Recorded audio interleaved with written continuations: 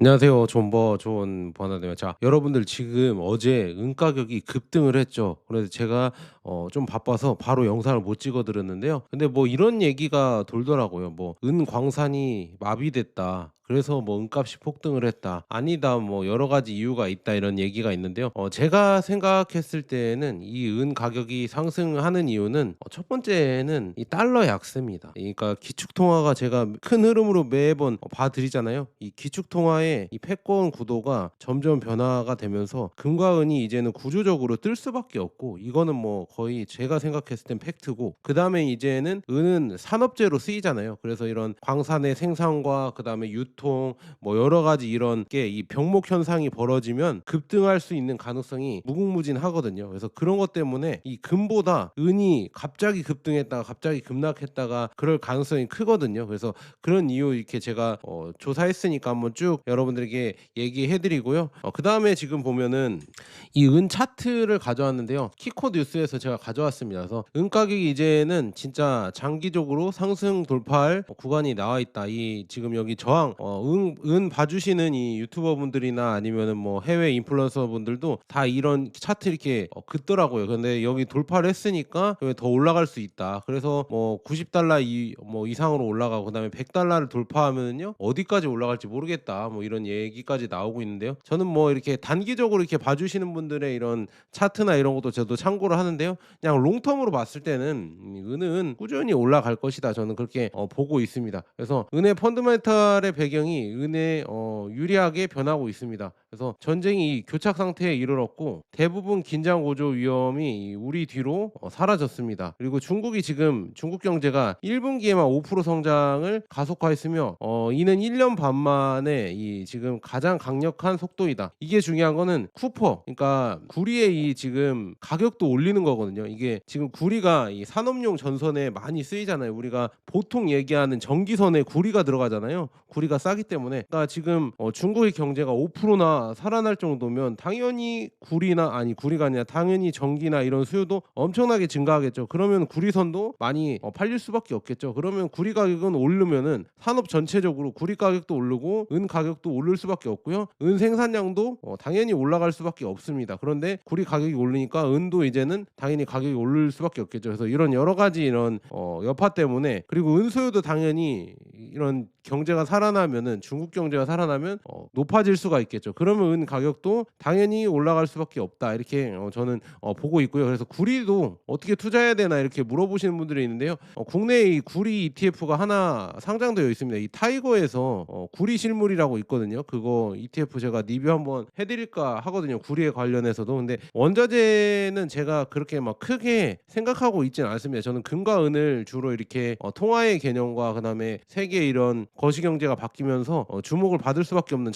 자산이다 이렇게 해서 가고 있는데, 원자재 관련해서는 크게 저는 보진 않고 있습니다. 근데 쿠퍼 이 구리 있잖아요. 구리는 한번 이렇게 쭉 전체적으로 이 산업 수요나 이런 거를 봐드리도록 할게요. 왜냐하면 뭐 전력기기나 아니면 원자력, 뭐 우리 여러 가지 산업에 다 쓰이고 있기 때문에 구리를 파악하면 파악할수록 전체 뭐 반도체 경제나 아니면 전력기기나 방산이나 뭐 이런 거를 다 엮어서 우리가 공부할 수 있으니까 그런 건 한번 쭉 해드리도록 하겠다 이렇게 말씀드리고요. 그래서 은 선물이 지금 보면요 1주 만에 15%나 올랐어요. 15%나 올랐는데 어제 뭐 갑자기 7% 가까이 이렇게 올라 버리면서 야 이제 또 시작되냐 이렇게 조금 설레기 시작했거든요. 저는 그런데 뭐 금요일 뭐 저번 주부터 은 올라가겠구나, 제가 이게 차트 저도 이거 보면서 이거 돌파했기 때문에 은은 올라갈 것이다 이렇게 생각하고 있었는데 그렇게 움직임을 보이고 있습니다. 그래서 이것도 좀 더 기대해 보면 좋을 것 같고요. 그래서 지금 여기 지금 삭스뱅크에서 이렇게 나온 거 있거든요. 이것도 똑같이 은이 이렇게 돌파하는 걸 보여주고 있고요. 그다음에 이게 구리입니다. 구리가 꾸준히 올라가는 게 보이시죠? 구리도 이렇게 돌파해서 올라가고 있고,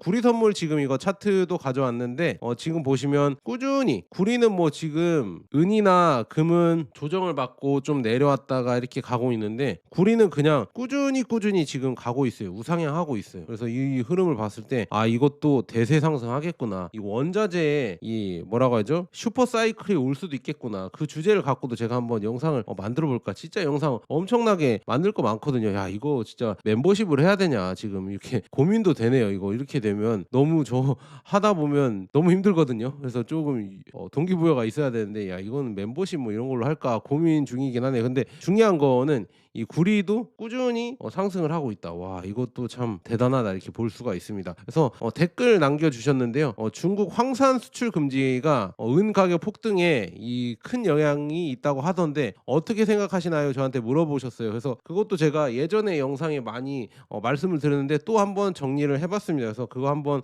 볼게요. 자 게리붐이 또 이런 얘기했습니다. 자 지금 은 스퀴지라고 하죠. 이게 시작되고 있다. 은의 공급 쇼크가 시작되고 있는데 중국은 이 3월에 사상 최고의 836톤을 은을 수입을 했죠. 이거 제가 다뤄드렸죠. 제가 영상 좀 많이 봐주세요. 그다음에 해협의 호르무즈 해협의 황산 위기가 구리와 은 생산을 죽이고 있으며 6년 적자가 이제 전면적인 비상 사태로 나올 것이다. 이렇게 얘기가 나오고 있습니다. 그래서 지금 중국이 3월 달에 은 수입을 급증했죠. 그래서 지금 보면 3월에만 전월 대비 78% 증가한 약 836톤의 이 사상 최고 수준의 수입을 했습니다. 이제 진짜 중국은 이제는 원자재들을 이제 공급 쇼크가 날 것 같고 그다음에 세계적인 위기가 날 것 같다. 왜냐 이런 전쟁이나 이런 것 때문에 진짜 없어질 것 같아서 자국의 이 생산 라인이나 자국의 이런 안보를 위해서 수출을 안 하려고 지금 이렇게 하고 있고 오히려 수입은 급증하고 있습니다. 그래서 여기 지금 보면 26년 4월 23일 기사에서 중국의 은 수입이 급증을 다뤘고 여기 키코에서 그래서 중국 내 투자 수요와 이 제조업체들의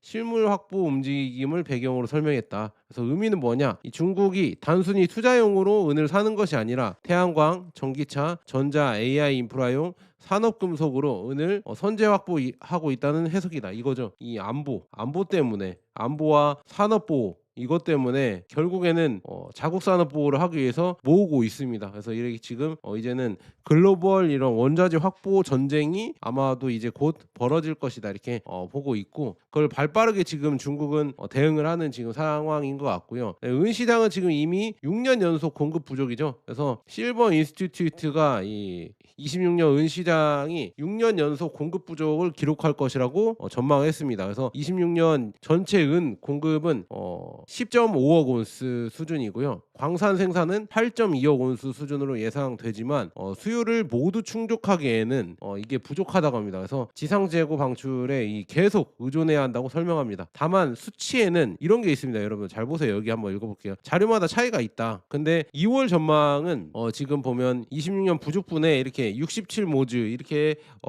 제시를 했다고 나와 있고요. 그 다음에 월드 실버 서베이에서는요 26년 이걸 인용을 해서 일부 매체에서는 46.3모즈 이렇게 지금 부족을 언급을 했다 해서 정확한 부족분의 수치는 이 업데이트 시점에 따라서 다르지만 이 공통 결론은 뭐냐 이 공급 부족이 된다는 지금 의미이다. 그러니까 역시나 은이 부족하다는 이런 얘기겠죠. 그래서 은 시장의 이제 구조적인 적자. 그래서 26년 은 시장 적자는 저기 나와 있죠. 전년도에 이 4,030만 온스에서 15% 증가한 4,630만 온스로 확대될 것으로 또 예상이 된다고 합니다. 그래서 전체 수요는 이 산업 및 이 보석 소비 감소로 2% 감소하지만 이 투자용 그다음에 코인 수요의 증가가 이를 부분적으로 상쇄할 전망이라고 합니다. 그래서 은 생산의 약 70%가 구리, 납, 아연의 채굴의 이 부산물로 생산되기 때문에 황산 부족으로 인한 구리 생산 둔화는 은 공급도 제약을 할 것입니다.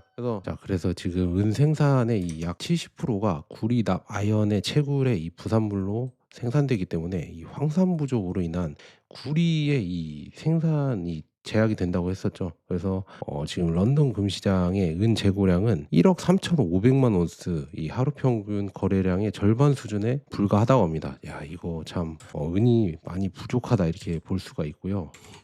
그다음 세 번째는 이 황산의 공급난도 있죠. 자 그래서 구리, 니켈, 리튬의 이 생산을 또 압박할 수 있다고 합니다. 자 로이터는 이 호르무즈 해협의 이 폐쇄 여파가 원유뿐만 아니라 이 황 공급에도 영향을 주고 있다고 보도했습니다. 자 그래서 전쟁 전에는 이 전 세계 해상 황 물량의 약 절반이 호르무즈 해협을 통과했는데 4월에는 이 통과 물량이 3만 톤으로 급감했고 전쟁 전의 3개월 수준이 그래서 127만 톤과 비교하면 매우 큰 감소입니다. 그래서 황 가격도 아시아 도착 기준으로 해서 톤당 $880로 올라서 이 전쟁 때문에 이 약 50% 이상 상승했다고 이렇게 설명을 하고 있습니다. 자, 그래서 중요한 건 여러분들 이 황이 있잖아요. 황산의 원료고요. 이 황산은 니켈, 리튬, 구리 추출에 이 공정에 사용이 된다고 합니다. 그래서 로이터는 이 공급 제약이 심해지면 인도네시아, 호주, 칠레 광산들이 황산 확보 경쟁을 벌이게 되고 일부 생산 차질 위험이 커질 수 있다고 보고 있습니다. 그다음에 이제 호르무즈 해협 봉쇄와 이 중국의 황산 수출 금지가 맞물리면서 이 구리 및 은 생산에 심각한 차질이 발생하고 있습니다. 자, 중국은 5월부터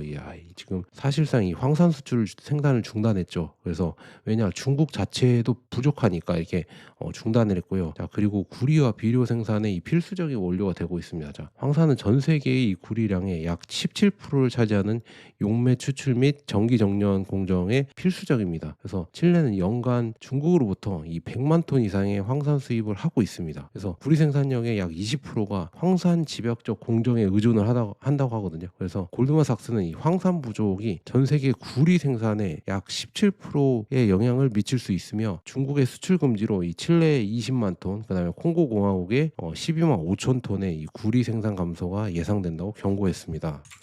그래서 이게 왜 이 은 공급에 이 문제로 연결되냐 이렇게 물어보시면 이 핵심은 은이 독립적으로 생산되는 금속이 아닙니다. 그래서 이 은 생산의 상당 부분이 구리, 납, 아연, 금 이거의 부산물로 나오잖아요. 그래서 그렇기 때문에 이 은광은 전체 은광의 그러니까 은 생산 중에서 그냥 은광으로 이렇게 생산되는 거는 28% 수준밖에 안 됩니다. 거의 70% 가까이가 그냥 구리, 납, 아연의 부산물로 이렇게 생산되기 때문에 급격하게 이 은 생산이 늘어나기가 어렵습니다. 그래서 쭉 보시면 은 생산이 어렵고요. 그다음에 또 이런 댓글을 또 남겨주셨더라고요. 간밤에 은 가격이 오른 이유는 이 페루의 은 광산에 큰 문제가 생겨서입니다. 그래서 거기가 이 은 생산량이 엄청나게 높은 나라라고 이렇게 얘기하면서 지금 얘기를 다뤄주셨거든요. 그래서 제가 그래서 페루에도 문제가 생겼나 이렇게 한번 검색을 또 해보고 페루는 원래 이 지금 은 주요 생산국이긴 해요. 그래서 24년 기준으로 은 생산량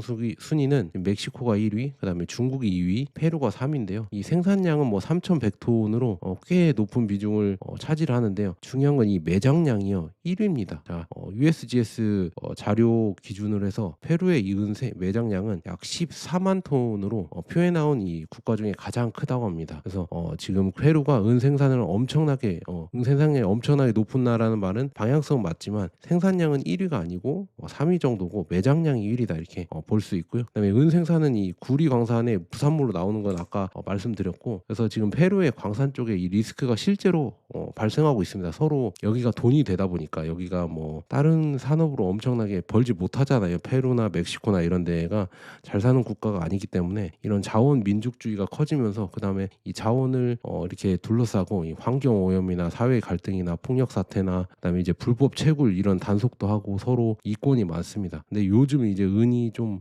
구리랑 해서 주목받기 시작하니까 그래서 거기에서 이제 더 많은 이런 갈등이 이렇게 커지고 있다고 합니다. 그래서 주요 사건도 제가 가져왔는데 25년 5월에 이 페루의 이 북부에 뭐 이렇게 파타스 산악지대 여기에서 금강업체 포데로사 이 보안 요원이 뭐 이렇게 쭉 해서 살해가 되거나 막 이런 사건까지 이게 나오고 있고요. 25년 7월에서 12월까지도 이 무허가 광부 5만여 명이 정부 규제에 반발을 해서 소규모 광업 연맹을 이렇게 해서 도로를 점거하고 구리 운송이 차질이 일어나고 막 페루의 광산을 막고 막 이런 시위까지도 또 하고 있다고 합니다. 그리고 26년 1월 1일 날도 이 파타스 지역에서 또다시 광부들의 이런 폭력 사태가 일어나고 그다음에 26년 5월 7일에도 또 이런 여러 가지 불법 채굴과 막 이런 사태가 이렇게 벌어지고 있다고 합니다. 이것 때문에 참 걱정이 많이 되는데요. 그리고 뭐 여기에 지금 이 요즘 보면은 리스크가 많이 커지고 있잖아요. 전쟁 때문에 이 채굴 비용 단가가 커지고 있습니다. 왜냐하면 우리가 이